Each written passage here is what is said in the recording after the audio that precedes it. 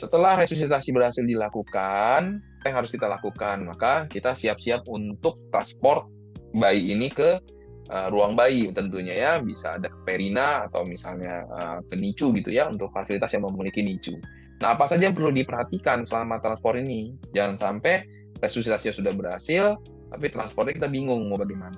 Nah, jadi dalam Ikatan Dokter Anak Indonesia juga ya juga atau yang diadaptasi oleh dari luar juga ya, dari AAP, itu ada yang disebut sebagai stable, yaitu sugar and safe care ya, temperatur, airway and breathing, circulation, laboratorium result, dan emotional support. Jadi kita singkat dengan stable ya, adalah suatu evaluasi klinis kita terhadap fungsi vital si bayi ya, segenap usaha untuk memperbaikinya yang dilakukan pasca resusitasi untuk memastikan bayi terhindar dari kematian ya. Dalam 1 jam pasca natal bayi harus dalam kondisi stable ya. Jadi bisa dilihat di sini ya saja stable itu ya, tadi sugar and safe care ya. Jadi kita harus kenalin tuh, jadi kita harus cek kadar gula darahnya ya. Gejala hipoglikemi kadang-kadang tidak khas, kebanyakan asimptomatik ya. Jika ada yang gejala yang tidak khas seperti jitterness ya, kejang, itu kan lebih simptomatik ya. Letargis, cyanosis, kadang-kadang lemah, itu bisa kadang gejala dari hipoglikemi. Nah, tentunya tadi kenalin faktor risiko, terutama pada bayi-bayi dengan ibu diabetes ya dalam kehamilan, atau ada informasi bayinya memang makrosomi, atau bayi-bayi yang IUGR atau PJT ya, atau kondisi bayi yang sakit berat gitu. Kita cek GDS-nya. Nah, berapa cut off-nya? Nah, dari apa ya? Dari Resnio terakhir memberikan cut off ya, sebenarnya belum ada kesepakatan sih ya, di beberapa negara itu cut off untuk kadar hipoglikemi itu masih bervariasi gitu. Tapi kita di Resneo terakhir itu menggunakan cut off 50 mg per desiliter ya. Jadi jika kita tes kadar gula darahnya di bawah 50 mg per desiliter disertai dengan klinis, maka kita lakukan bolus dextrose 10% 2 cc per kilo ya, kemudian dilanjutkan dengan pemasangan infus dextrose 10% ya, untuk mempertahankan kadar gula darahnya tetap stabil, itu di glucose infusion rate sekitar sampai 6 ya. Kemudian setelah kita lakukan bolus, kita evaluasi kembali dalam 30 menit, cek lagi apakah kadar gula darahnya masih di bawah 50. Kalau iya,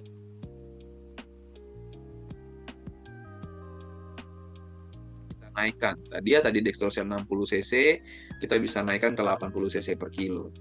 Ya, namun jika kadar gula darahnya sudah membaik,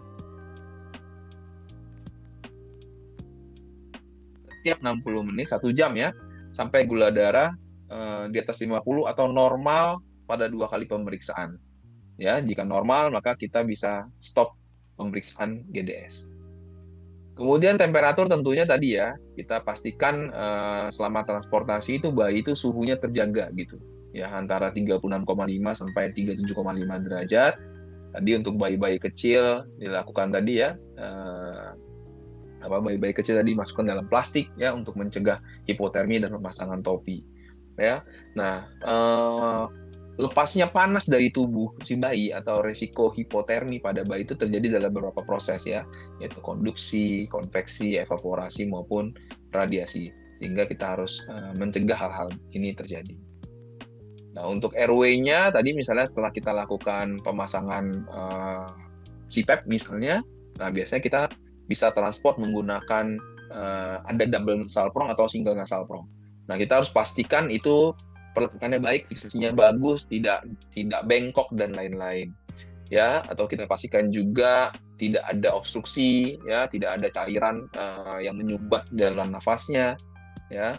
Kemudian kita lihat kecepatan dinding dadanya, kita lihat kembang dinding dadanya, usaha nafas bayi, sambil kita pantau saturasinya. Apakah sudah optimal sesuai dengan usianya nanti ya, sesuai dengan usia.